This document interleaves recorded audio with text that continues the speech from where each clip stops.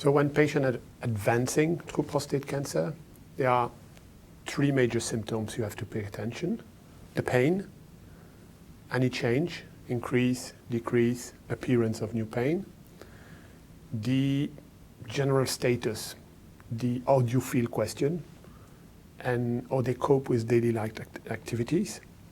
And the third one, which is typical for urologists but important, is local symptoms, urinary and digestive problem. The first and most difficult thing to do when a man is feeling different is to convince him to report that to the doctor. That is the main hurdle we are facing today, is that men are not women. When a woman has a problem, she would call a friend, call the doctor, make a lot of noise about it. A man, most of the time, will remain silent. So the whole trick is to teach patients to communicate what they feel.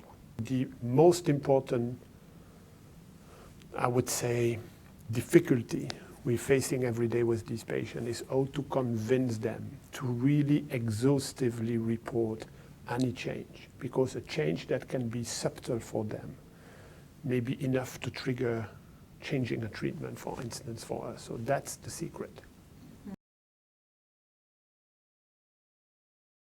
If we speak about barriers of reporting symptoms, and especially pain, as you ask, there are two.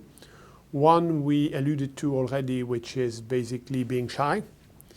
And the second, which is very important in oncology, is adjusting. Meaning that when you've got pain every day, you finally believe it's normal. And if you don't explain to somebody what pains mean, meaning what is the potential impact on quality of life, disease evolution. If you tell them that pain is not normal, then you may increase the reporting. But it is true for many symptoms. It is true for incontinence after surgery. It is true for rectal bleeding after radiotherapy. It is true for pain in advanced prostate cancer.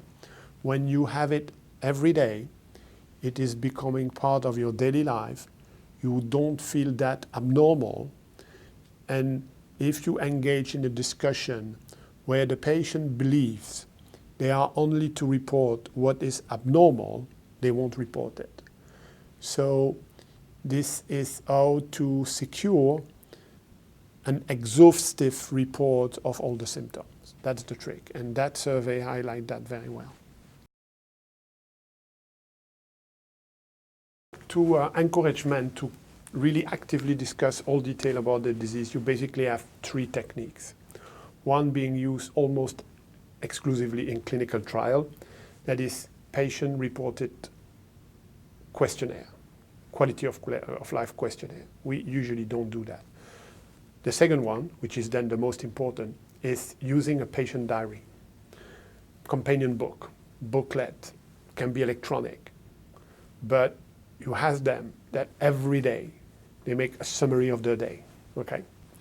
And the third one, I would say equally important as the first two one, is to say, come to the visit with your partner, or at least the one which is taking care of you on an individual basis. Can be a son, a daughter, a relative, a spouse, a partner, a friend, but come with the one which is basically living with you every day.